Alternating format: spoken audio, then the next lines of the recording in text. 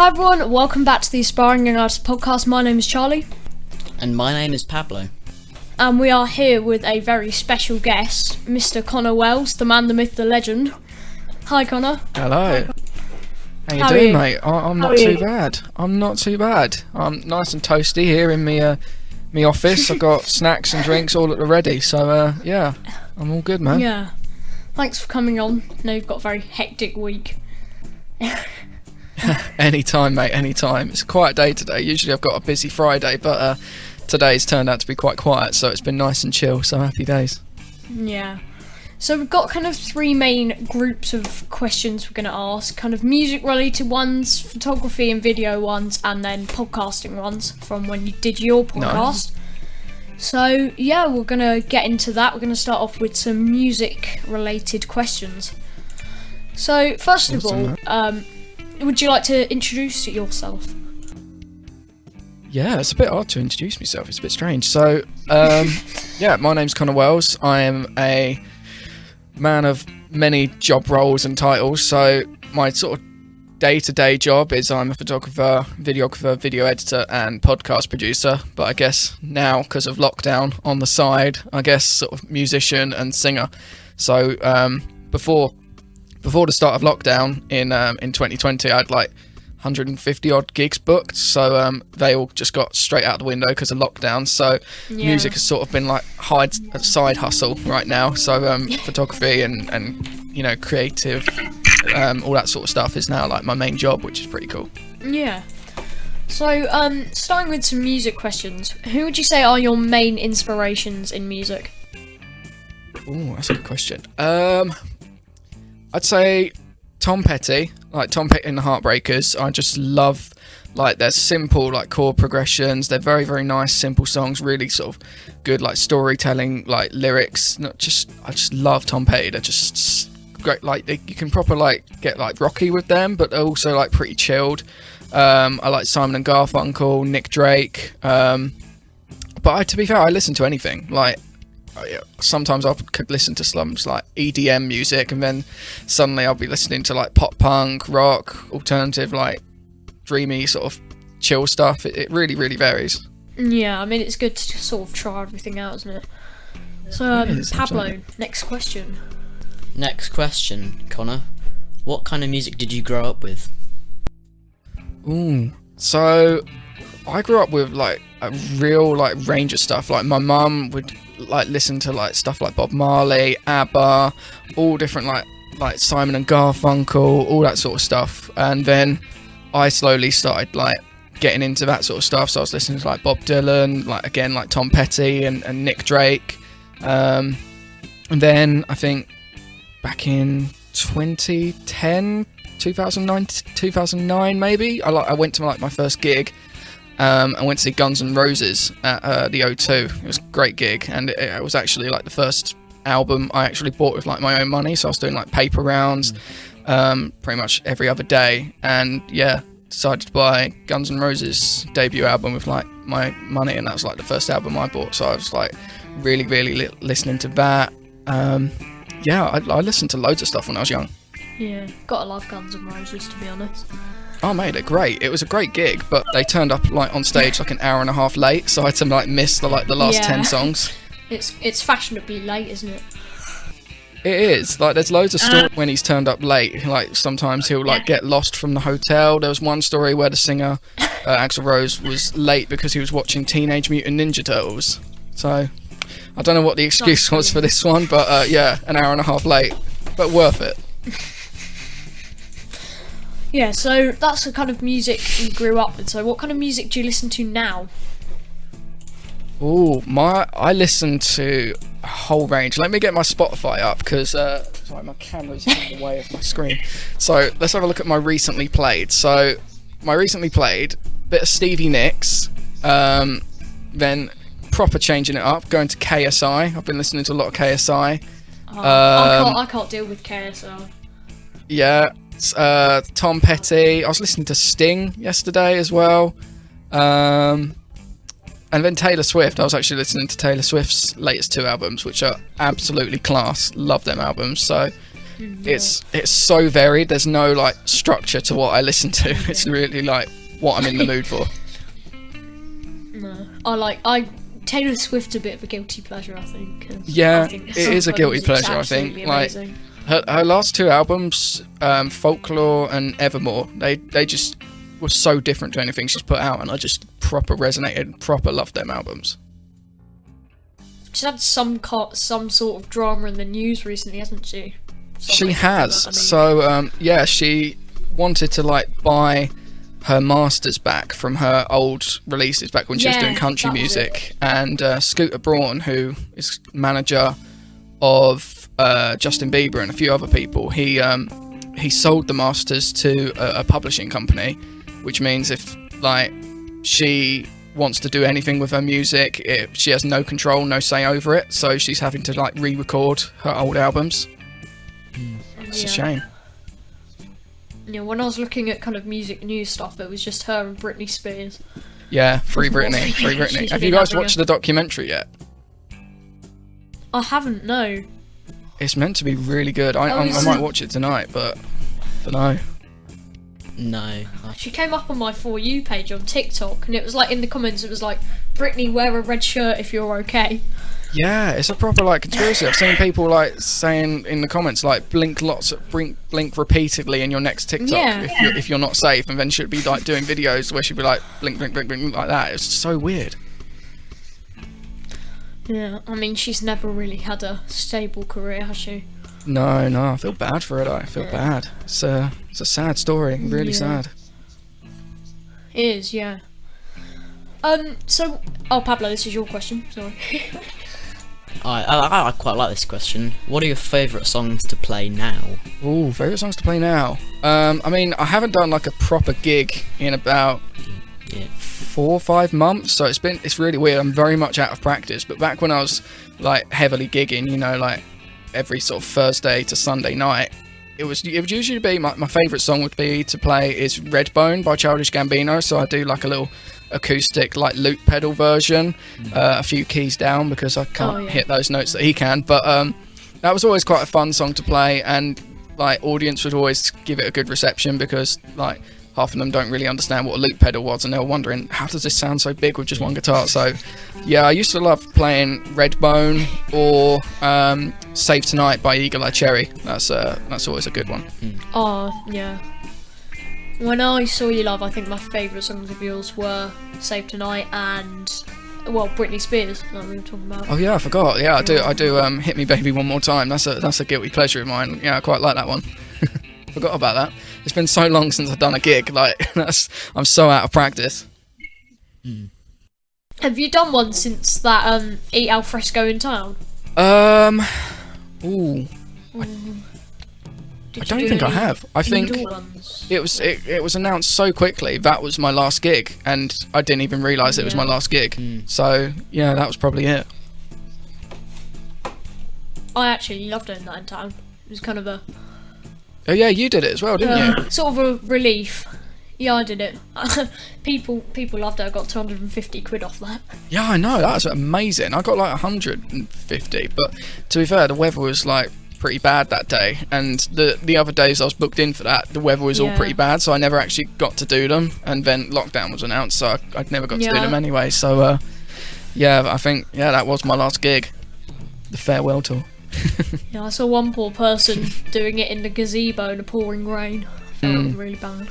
Yeah, I had to buy an extension lead. I didn't realise how far everything was away, and I had like loads of pedals to plug in, so I went to set up, realised the plug was too far away, and had to like pop to like some discount shop to get like an extension lead. So I put the change for that in the guitar case to encourage people to give like tips and stuff.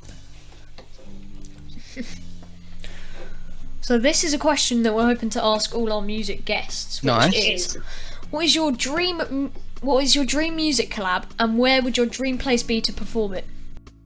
Oh, that's a shout. That's a proper shout. Dream music collab. See, it would have been Ryan Adams, but he's a little bit sus at the moment, so I'm going to avoid him. So it'll probably be like John Mayer, because I love John Mayer, because I love like his sort of more poppy stuff. I love his like old bluesy stuff, like with John Mayer Trio, with Steve Jordan and Pino Palladino, great bass player. Like, he is incredible bass player. So it'd probably be John Mayer. And venue, oh, that's a tough one. It'll probably be like Red Rocks in America. Like, whenever I see like concerts played and filmed there, it just looks amazing. Like you're looking up at the audience and they're all sort of like sloped down. It just it looks incredible. So that'll probably be my place. Yeah, I mean, I love how Red Rocks is kind of so much more casual than like some kind of arena. It does, yeah, and it's all outside and everything. Like, it's a different surrounding, different environment. It looks really, really cool. Yeah, so that was all our kind of music related questions we had. So Nice. Pablo, on to photography and videography. So, in terms of photography and videography, who are your main inspirations? That's a shout. That's a good question. So, I really got into it. I think we were chatting about it earlier, Charlie, on like my Instagram live. I really got into sort of the idea of photography and filming and just making videos by, I think it was like 2010 to like 2013, watching like early Casey Neistat. So I remember the day, like it was like, I think it was like 31st birthday. He just said, I'm going to make a video, like a movie every day. And he started daily vlogging, and no one had ever done that before.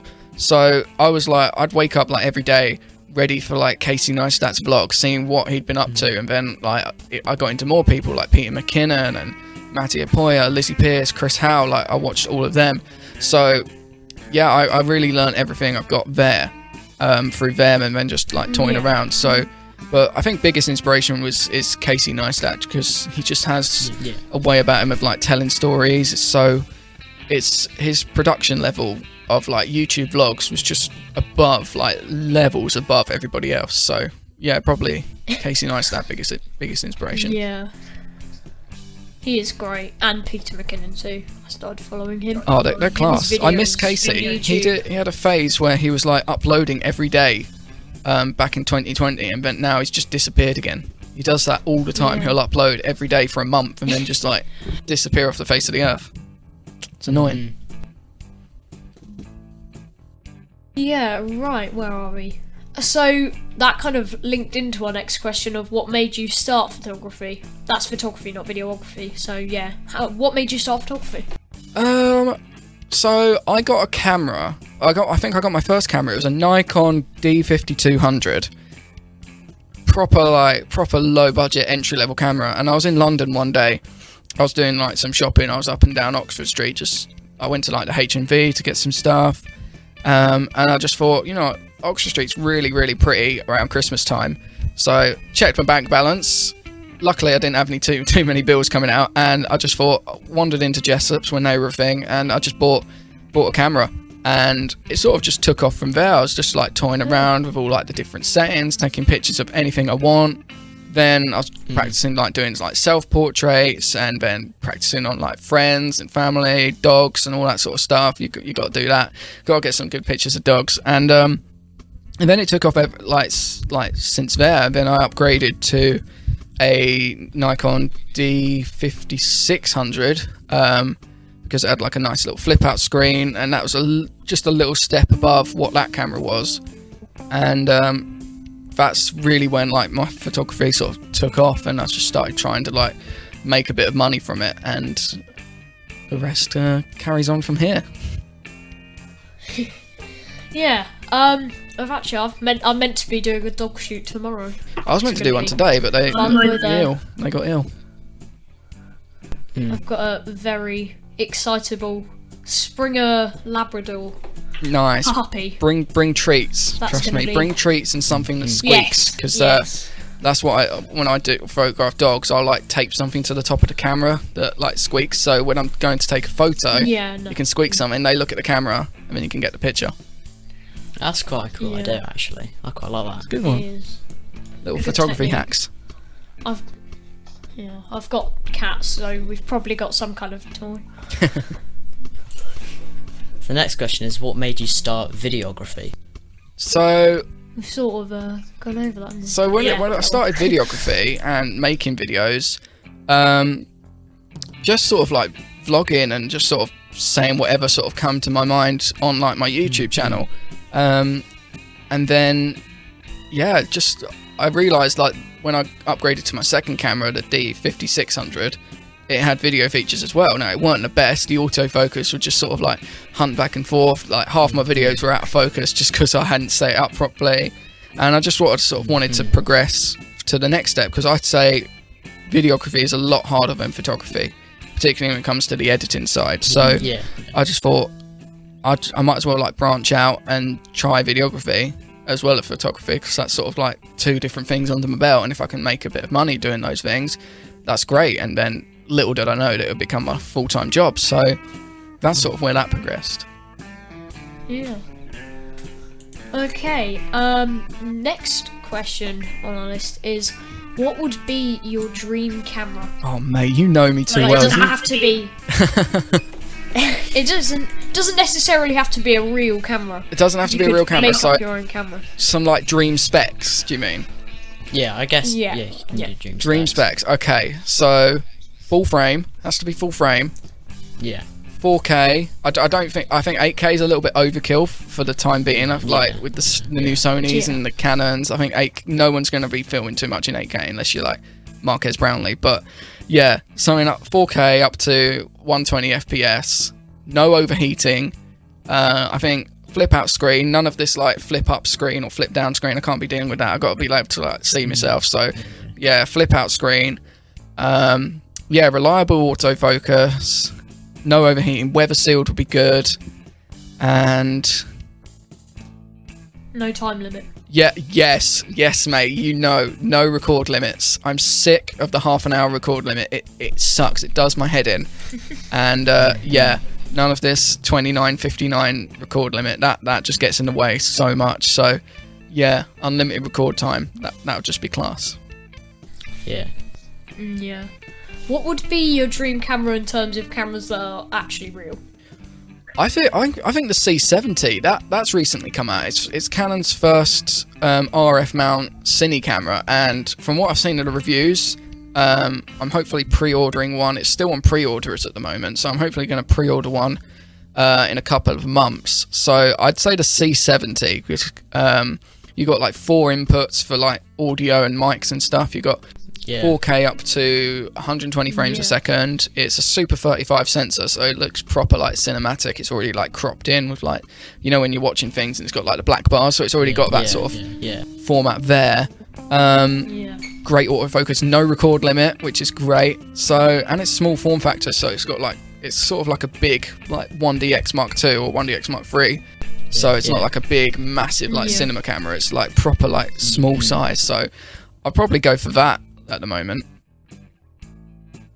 Alright, nice. Got one more photography question, that's Pablo's. So Far away. And so, where did you start in photography? Where did I start?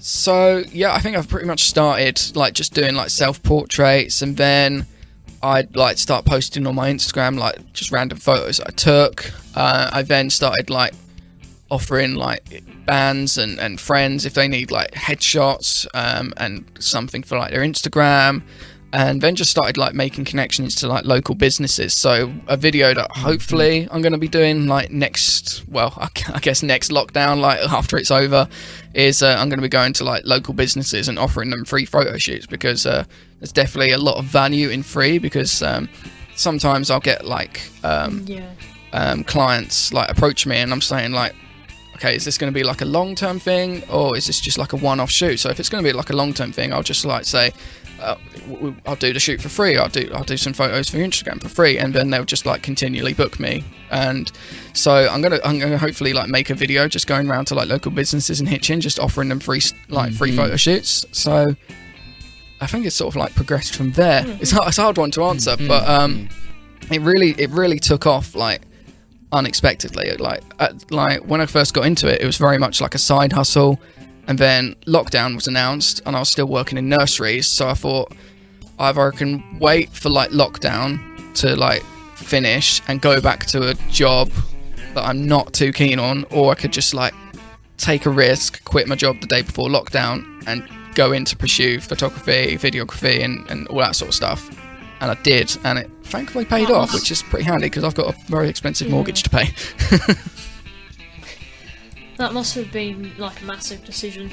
Oh, it was terrifying, absolutely terrifying. Mm. But it was definitely worth it. You just got to get rid of that fear of like risk and stuff, because it's definitely worth it. Yeah. This isn't a question that we have on our magic list of questions, but what would you say to people who want to kind of grow their photography or their music, their portfolio? How would you say is the best way to do that? So I definitely think there's no such thing as perfect. So there's definitely, I'd say good enough is better than perfect, because nothing is going to be perfect. You're going to take a photo and think, oh, this is probably like the best picture I've done. But you'll also look at it like, oh, I wish I shot it like that, or it's too overexposed, it's underexposed, or oh, the white balance is off. So just get into your head that there's no such thing as perfect. So just strive, just keep going. Like the best, like I always say to people, the best camera you've got on you is the camera that you've got in your pocket. So if people like can't afford a camera, just use your phone, because there's so many times where I've just taken a photo and people will be like, oh, that's great, what camera do you shoot at? And I was like, my phone. So just keep practicing, really. You learn new techniques, you learn new styles, watch tutorials on YouTube. I always say, don't buy like a photography course. You don't need university, you don't need like a degree in photography. You can get it all online on YouTube, like 5 top tips for photographers and all that stuff. That's one thing I'm fully like against. Don't buy like a course, don't go to university, because it's just money down the drain. Just practice at home, practice with your friends, and just keep creating. That's a good answer, actually. Yeah, I never went to like photography school. I've never had like a lesson or a masterclass or anything. I've literally just like toyed around, looked back at my work, critiqued my work. I'm very like heavily like critical of myself. I think as every creator is, we're like heavily critical. So I'll just like learn from your mistakes that you make. So there'll be like a shoot where, you know, I think, oh, the shutter speed could have been higher, or, you know, I shouldn't have shot this like wide open. I could like crank the aperture a little bit lower. Everything's not in focus as it should be. It's not sharp. So I just sort of learn from mistakes from each job and each shoot that I do. And if you're just starting out, that's all you can really do. Like learn from your mistakes and just keep going and getting that like 1% better every day. Yeah, that's really good advice. If you're trying to get into photography, all you need to do is head over to the Connor Wells YouTube channel. Exactly. Everything knows there. Just a little plug. So yeah, so that's all our kind of photography photos. So on to kind of podcasting. This is kind of your podcast producing, and when you did the Young Broke Musicians podcast, what was it like running your own podcast? It's good. It's a lot of work. Like I'm sure you guys know, like editing and uploading, promoting, and all that sort of stuff. It's a lot of work. Like people like. I don't want to like put people off doing a podcast, because doing a podcast is great, but when it comes to like I always wanted to do like a video podcast, because obviously you can send it out to like Spotify, Apple Podcasts, I don't know who uses it, but Deezer and all that sort of stuff. So I generally don't know anybody who uses Deezer, but yeah, you can send it to all the audio platforms, but YouTube is the second biggest search engine after Google. Like if you want to learn how to do something, I probably type it into YouTube over Google. So I always wanted to do a video podcast, but I didn't realize how much work it would be. So editing each podcast would take about 8 hours. Like obviously like color grading, clipping, getting all the like the thumbnails, promoting it, uploading it. So like the total time would take about 8 hours work. So that's pretty much an entire day. So I don't want to I sound like I'm putting everybody off. Don't do a podcast, it takes too long. But it is a lot of work, but it's really great, because it's sort of, you can just chat about whatever you want. You're not allowed to swear on this, are you? So I was about to say something else there, but you can literally just like chat about whatever you want, really. Like, but I'd say find your niche. So if you want to talk about business, if you want to talk about investment, if you want to talk about, I know, like Bitcoin, like photography, music, and all that sort of stuff, like talk about that. So yeah, find your niche and really like narrow down of what you want to talk about. But doing a podcast is just absolutely class. Yeah. Yeah, it's really fun. I suppose in lockdown as well. It's harder to do it, but you can do it like we're doing it on a call right now. Exactly. And kind of because we don't have that social aspect at the moment. So doing a podcast is kind of a great way to. Yeah, that's the benefit of it. You don't have to be in person to do it. You can do it like over Zoom. You can do it over Discord. You can literally like do it over the phone and just both record your parts and then just sync it up in the edit. So it's less restrictive as compared to like lockdown and doing like actual video like interview things. So doing a podcast is just great.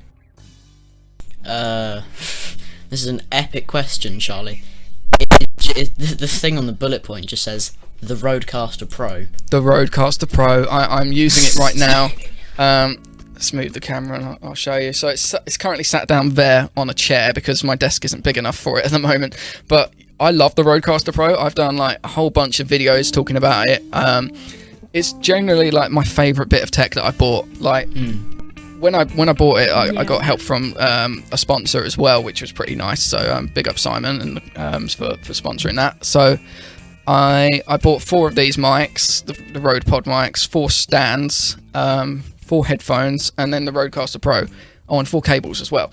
So it wasn't cheap, but I highly recommend like people get one if they want to start a podcast, because if it's just audio, all you really need to do is like top and tail it. If you can do like a podcast in one take, all you need to do is like trim the start, trim the end, and then you can just straight and go and upload. You don't even need to edit any of the audio. It's got like condenser, big bottom oral exciter in there. It's great. You can take phone calls through it. You can add like sound effects. So you can add like laughs. I don't know if you can hear this, but you can add laughs, like claps and applause. Yeah, we can hear that. You can add any sound to it. It's great. So and it's really versatile. You can use it for like live streaming. I actually ended up recording a song through it. It's a really good bit of kit. And I've heard rumours through my sources at Rode that they are making like a smaller version, like a more compact like travel version. So I'm maybe interested in that. Yeah, I thought that video you did on the making a song through it was really interesting. Yeah, I didn't even realise. There's a lot of challenges because it doesn't have like reverb and like it's not designed for that. But I was like pleasantly surprised with the results. Yeah. Yeah. So our next question. What's this one. Sorry, looking at the wrong thing there for a minute. What made you want to start your own podcast? I think because one, I needed something to do in lockdown, because obviously I couldn't really go out and film during that time. Luckily, I found out like podcasts and production could still continue, so I could still like go out and film that. Most of my clients weren't sort of comfortable with doing the filming, so they'd just film it themselves, and I'd edit it and send it off. So I needed something to do with my time, so I thought, you know, young broke musicians. We were young broke musicians, particularly in cool. Sorry, I just got a pop up from from Zoom there. So yeah, we literally were young broke musicians because lockdown, like no gigs. So yeah, completely broke. So we just wanted to chat about, you know, everything that was going on with music, whether it be like music news, like stuff we've learned from gigging, advice for people who want to like get into gigs, and yeah, just really like talking all things music. And plus, yeah, it just kept me busy during lockdown doing like all the editing and stuff. So, you know, I think that's the inspiration behind it. I think that was kind of what did I it for like us to start ours. We literally had nothing to do. Yeah, pretty much. So we've got a couple more questions. Pablo, it's your turn. So this is the second last question. What is your favourite podcast to listen to? Oh mate, that's a big question. I listen to so many podcasts. When you edit and film and do photos as much as I do, you have unlimited supply of podcasts. But if I had to like narrow it down to like 5, I'd say Jack Mate's Happy Hour. That's great. Love Jack Mate's Happy Hour. Same Brain with Justine and her sister, whose name slips my mind. That's 2. The What's Good podcast. That's a great one. That's with Randolph and Phineas. Randolph and Mini Minter. Number 5. Oh, it's got to be Joe Rogan. like love Joe Rogan. Like I just recently listened to his like 3-hour-long episode of Elon Musk. He just gets like the best guests. Like one day he'll be chatting like to Elon Musk, or he'll do like an MMA episode, or he'll be chatting to like Bob Lazar about aliens. So yeah, just a proper like variety of guests and podcasts that I listen to. Yeah, right. One more question. What advice would you give to the people starting their own podcast?